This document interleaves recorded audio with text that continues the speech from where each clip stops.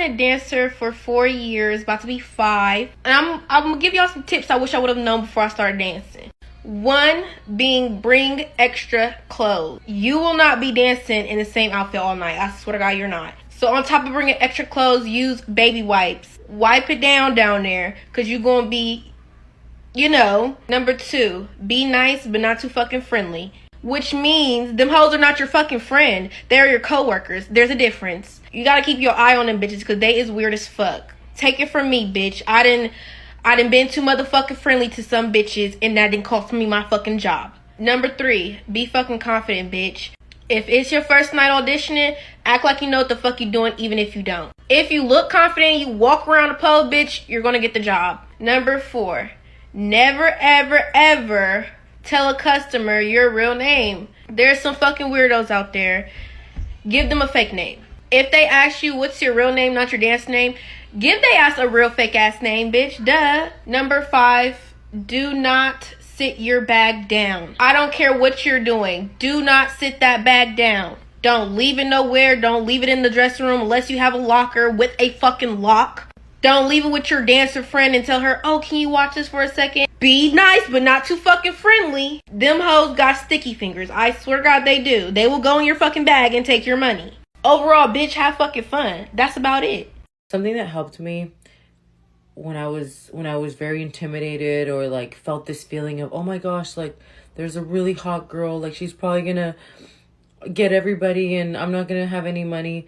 That really, I feel like that is what creates a lot of cattiness and it is a very competitive environment. It really is. But when you really stay in your own lane, I know it sounds so cliche, but when you really stay in your own lane, look at your own body, your own self, and truly feel that there's enough for everybody, that really changes that. I think that's the problem with a lot of dancers. They feel like it's only, like there's not enough. And that's really what helped me. I wasn't everybody's type. There were times where it just wasn't my night. But I noticed the change really did occur in how I made money when I stopped comparing myself. Like really stopped comparing myself. Yeah, I might have had a smaller, even because I made money even when I didn't have anything done. And I worked in a club that was a booty club that had all the girls had their body done, and I did not for many years. But in those years that I didn't, I still made money. And it was when I really said, you know what, there's someone in here that doesn't like that look. And not saying that look was bad. I loved it. I like it. I have it now. But for a really long time, I still really did really well. I loved what I had. I'm like, and guess what? I started finding the men in that club that only liked natural women. And I had customers that didn't like me after I had gotten my body done. They were like, oh, not anymore. I feel like the reason why there's a lot of cattiness and competitiveness or whatever is because we do feel like, oh my gosh, she's better, or she looks hotter than me, or she has this than me, or oh my gosh, whatever it is. And we really need to stop comparing ourselves. But yeah, I was only when I started staying in my own lane and seeing the beauty that I have that's my own, not everybody else's, that kind of goes away. So yeah, I wanted to add a story too. There's been a few girls, but there was this one girl specifically that used to talk shit about me to customers and be like, why are you gonna tip her? And she was just always so focused on what I was making that it took away from her. So don't be that girl, because I feel like that is a really exaggerated example of what a lot of us do when we're like watching someone else. Like, stay in your own lane, pretty much. I've been a stripper for the past year. I started when I was 18, freshly 18, and I just wanted to make a video for all the girls that are thinking about getting into the industry and what to expect, because it sucks. So this is pretty much just going to be advice for people that are thinking about becoming a stripper, so that I can hopefully ward you off, because it sucks ass. I'm just kidding. It's not that bad, but it's not for everybody, and I want the girls in my age range to know what they're getting themselves into before they get started. The biggest thing you need to know before you decide if you're going to do it is that it is going to be really, really hard to get out of it. You are going to be making way more money than you ever have at any other job, and it's addictive. That fast cash, that going to work, working 6 hours and coming home with $800, it's like a high. That's not to say it's easy money, because it is an incredibly difficult job, but it is fast money, and that is so addictive. I've only been in it for a year, and I have no dreams or aspirations or anything anymore. I know that I can do this and make a bunch of money doing this until I'm old and ugly, and that's it. The second thing is the men. That is the most important part of this job. You need to learn how to talk to them, how to be respectful to them, and how to get the most money out of them. I've never been the type of bitch to be disrespectful to people, or I'm not really that good at the hustle or manipulating money out of men. I've learned a lot, but I know a lot of young girls come into this with this mindset that men are wallets, and I know it's funny, but you need to befriend them. They need to, like, they don't want to feel like you see them like that, so they're not going to give you money if you treat them like that. A lot of these guys are awful, shitty, disgusting people, but a lot of them are also just lonely men who don't have a way of talking to women outside of the club. So they're willing to spend a lot of their money to have relationships with women that would otherwise never speak to them. On the other hand, a lot of them are awful, shitty, disgusting people, and you will 100% without a doubt be sexually assaulted at this job. You'll be harassed. I've been followed home. I've had a man put a dollar bill over his fingers and up there. Not pleasant. They will touch you in ways that you don't want to be touched or are not supposed to be touched. They're going to break rules. They're going to push boundaries. They're going to say disrespectful shit to you, and largely there's not much you can do about it. If you work at a club where they kick them out, fantastic. If you don't, you need to learn how to stand up for yourself within the boundaries of your club, learn the rules. Stripper tips: if you're gonna audition, you should do it alone. Strip clubs are not a huge fan of groups, from what I've experienced. You come at them with like a bunch of girls, they're gonna get overwhelmed. Somebody they might have taken, suddenly they're not gonna take them because they're just like, A lot of strip clubs already have enough girls. They don't need like more. So yeah, if you're going with a group of friends, my recommendation would be for each of you to split up, like divide and conquer, and then report back on each strip club. This is all from just recent experience. Okay, let's real talk for a sec. There is one thing I hate about making stripper TikToks, and it's not the backhanded comments I get from my job. It's you guys degrading yourselves in my comments. I just want to make it clear there's no hate or shame going towards these people. We all have insecurities. But the comment, I want to be a stripper, but I'm fat. I work at Stage Door in Torquay, and there used to be a woman employed there who was considered overweight. And she was the top earner of the club. I completely understand if you are not where you want to be right now. Whether that's mentally or physically, I understand. But not every man wants to see a skinny blonde woman. Men could like me because I have brown hair, and they could like you because you're overweight. And then Sarah comes in and then they like her because she has a fat ass. Like, there's different reasons. The overweight stripper that was previously employed here, she learned that she, from head to toe, was a self-made business. She learned to be confident, how to talk to people as well. Obviously, these are things that were gathered over the years. You don't just magically wake up and just like, oh, I can talk really good to people. It doesn't work like that. It's such a learning curve to have. And the people that do this job and say fuck it to all the insecurities, I congratulate you so much. To those people that haven't done it yet but are still thinking about it, you will be here one day. Good morning, baby stripper tips part 3. Do not wear lotion or baby oil at the club. Putting lotions and oils on your skin will make the pole slippery, and that's a safety hazard to you and other dancers.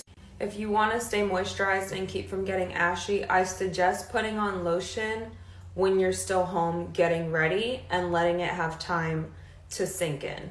Also, you can look for an oil-free lotion so it won't leave behind residue on your skin. Scuff up the bottom of your shoes to help with grip. I've even seen some girls put hairspray on the bottom of their shoes.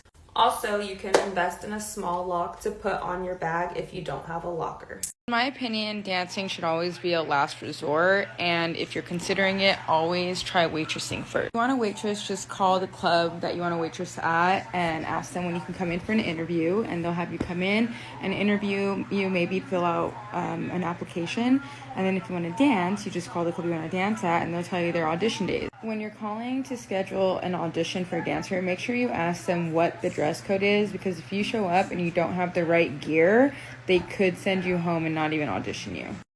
How could I become a stripper? Okay, this is easily my most asked question, so let's get into it.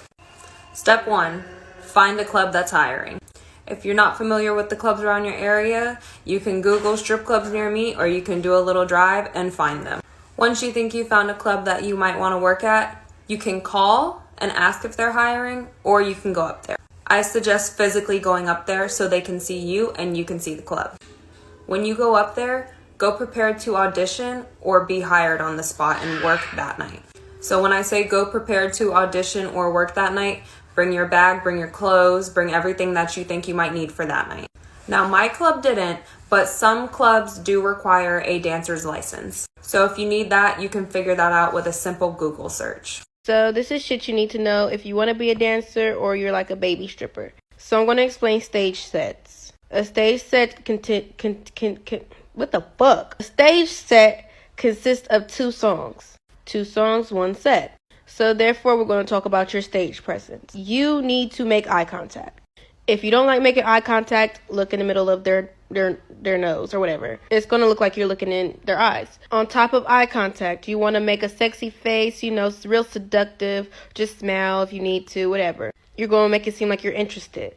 Another thing with stage sets, move slower, not faster. You don't want to just be throwing ass and twerking really fast because you have 2 songs to do. While you're on stage, you need to be more flowy.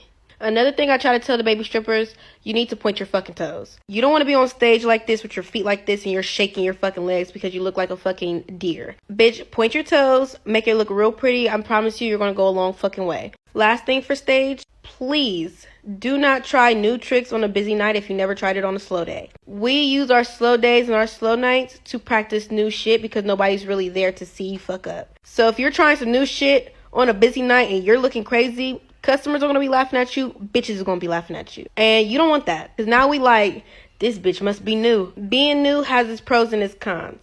Moving on, you need to talk to customers. A lazy bitch is a broke bitch. Sit down, have a fucking conversation. Keep in mind though, what works for someone else might not work for you. So if this bitch is getting hella dances and you ask her, how are you getting all these dances? And she tells you what she's doing and you go try it and it doesn't work for you. Clearly, that's not what you need to be doing. You have to figure it out on your own. I can go more in depth with how to talk to customers, but that would be like a separate video. I also want people to stop thinking that you can't wear your natural hair to work. I know when I first started dancing, I always felt like I had to have my hair in braids or a wig on, when really that's not even the case. Somebody will like your natural hair. And ever since then, I have been wearing my fucking fro to work. Obviously, I fucking style it, but bitch, I go to work with a fucking fro. A nice little wash and go. Yeah, I'll be real smooth. Just do your makeup and you be alright. Is 5 tips for baby strippers from a baby stripper herself. I've made all these mistakes, by the way, just to preface. My first tip is to always wear real pleasers. They're a brand of shoe for strippers. I've seen lots of girls just wear like their going out shoes to the club. They're just like 7-inch stilettos that are not meant for stripping in. And pleasers have like an inch of foam and they are so comfortable. Like they're designed for girls to walk around in for 8 hours. My next tip is to not talk about how much money you've made in a night. If someone asks you how your night is going, just say fine or good, but never say, oh my god, it's so amazing, I just got like 20 dances. Or I wouldn't even tell people if you're having a bad night personally, because I just don't like when people put that energy onto me. It's just good to keep those things to yourself. It's polite, it's probably the best option. My next tip would be to always, always, always tip your bartenders and your bouncers. Even if you don't make a lot of money, just always tip like $5, and then if you do make a lot of money, tip a little bit more, because those are the people in the building that are keeping you safe, are giving you either real shots or fake shots when you don't want to take a shot with some weirdo. Like, these are the people who are going to see all the time, and it's just going to make your life easier if you tip your bartenders and your bouncers. Next tip would be not to get too drunk at work. I know that it's like super fun, that you can drink at work. And I mean, I've gotten carried away like so many times. I've even gotten a roofied at work before. That's not something to laugh about. Don't drink too much. Take care of your drink. If you set a drink down, go get a new one. There's plenty of men in the club who will buy you a drink. Okay, my last and final tip is get really comfortable with rejection. It's just a reality of life that you are not going to be every guy's cup of tea. You could literally be a Victoria's Secret model and some man is still gonna go, ooh, you're not my type. So just get really comfortable with rejection. It's gonna happen like multiple times a shift, every single shift. I think it's important to learn how to take it gracefully, how to accept rejection gracefully. All right, best of luck. I am going into my shift tonight, so wish me luck. Bye. Hey y'all, so I just want to come on here and say, like, when y'all be reposting my tip videos, I want y'all to know, like, y'all be reposting the shit that I gave y'all 2-3 years ago. Like, a bitch moved totally different now. And I don't have no lashes on, so just ignore that. I want to acknowledge, like, I feel bad for whoever in my way next, like, hell up, bitch. Yeah. My tips are still the same. Like, I would still not recommend making friends with bitches. Like, you might make some nice friends. Like, I met like 3 real bitches in there, like they're my lifetime friends, but that's 3 out of a million. You know what I mean? Do not put no bitch onto the club. Mistake uno, mucho, bueno, I don't even know, bitch. Do not do that, though. And I also told y'all not to dirty hustle.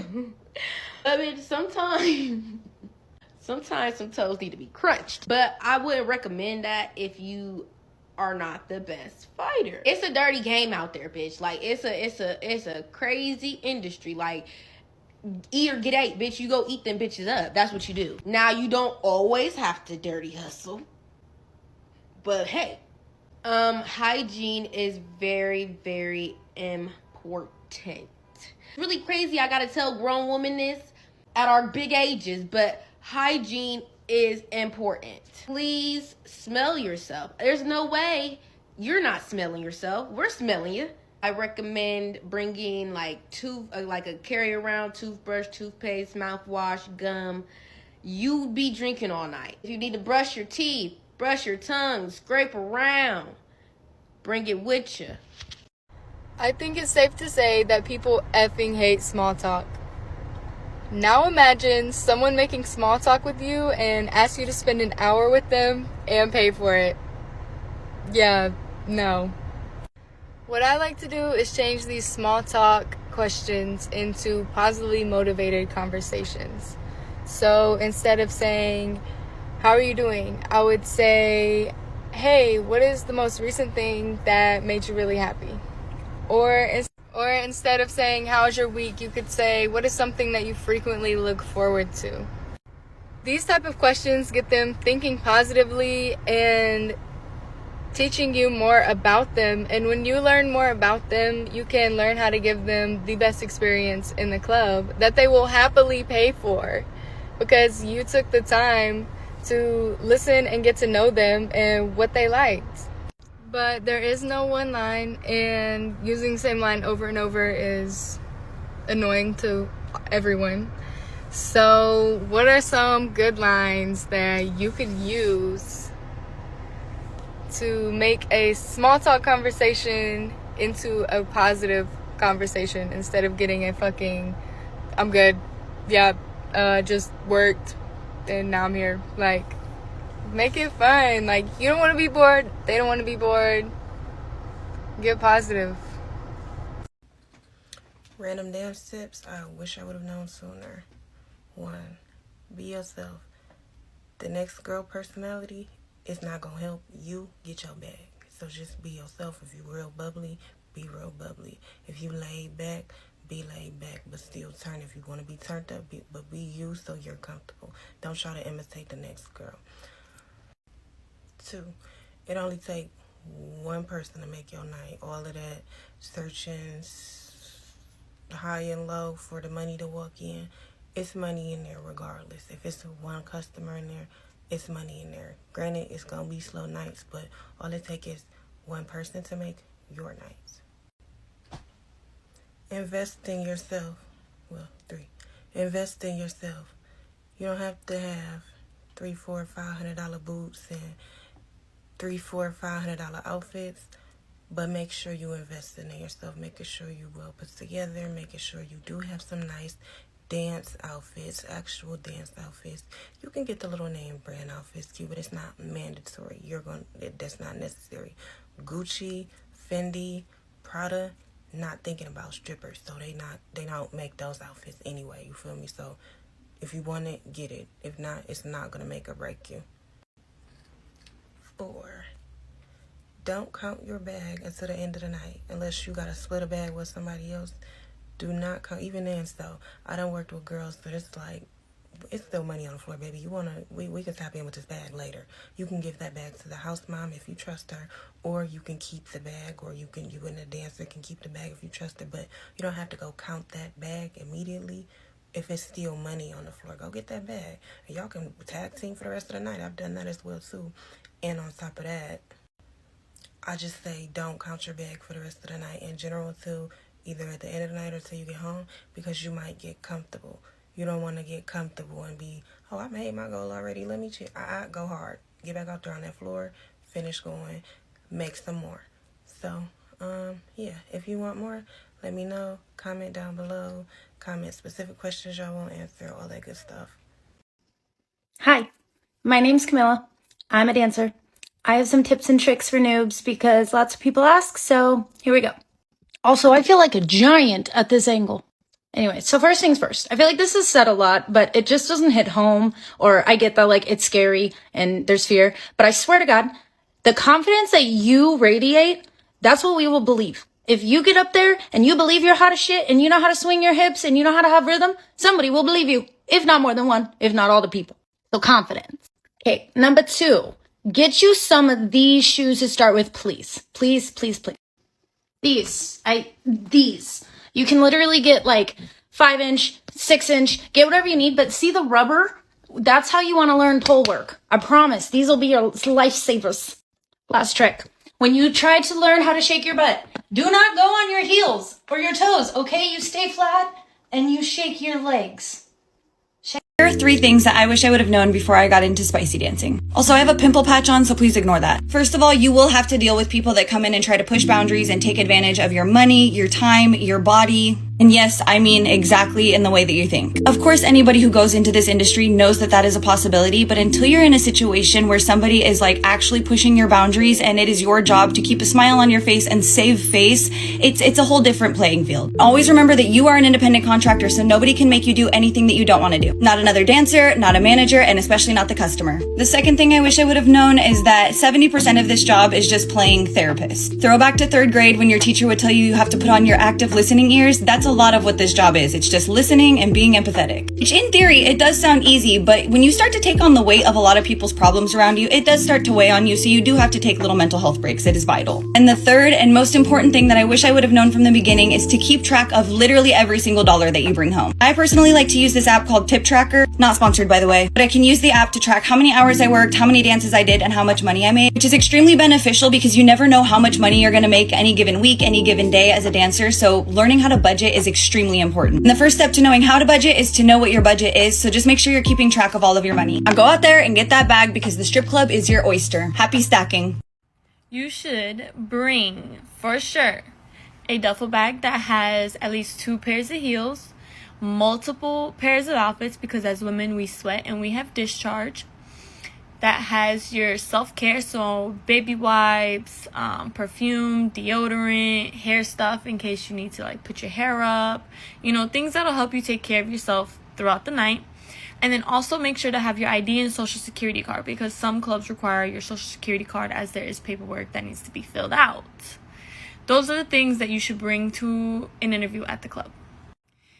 For the advice on no experience first time strippers, I'm about to be very honest, and a lot of you might like it and a lot of you might not. But I personally don't give a shit because it's something that needs to be said and something that needs to be heard. Stripping is not for fucking everyone. Okay, there's a lot of turnover rates and a lot of girls don't do research on stripping. They don't do research on stripper etiquette. They don't even do research on the kind of club that they're going to. You know, they're basically going in there very blindsided, and that's not good and it's not healthy for them or for the industry. So my biggest thing to tell you to do when it comes to being a first timer is do your research. You don't want to waste your time going into the club, getting harassed, getting violated, and then getting fucked over because the club not only didn't suit your needs, but they weren't a good club because you didn't do the research that you needed to make sure that you were going to be in a safe environment that you felt comfortable to work at.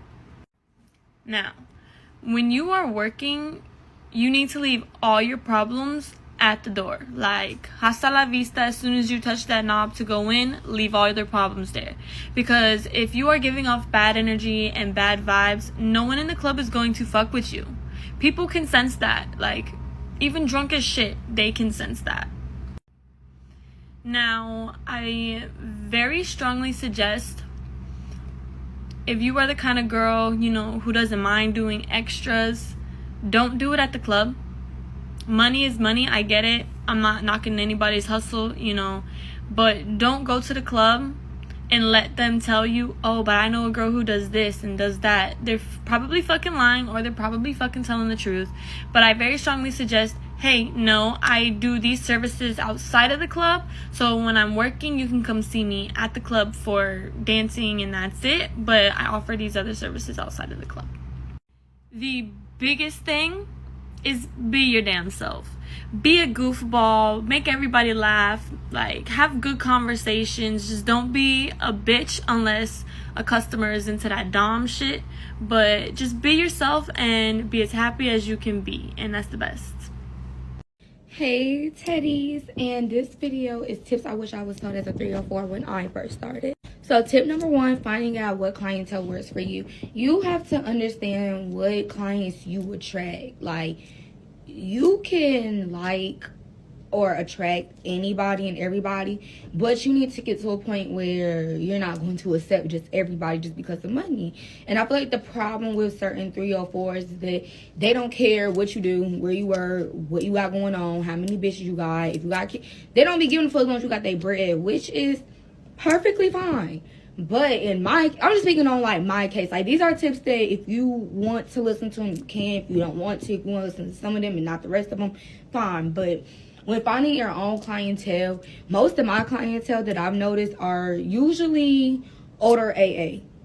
So I really am not sure on how I attract older AA. I think it's honestly just my demeanor, because for years I've always, sadly, even when I was a minor, attracted older guys.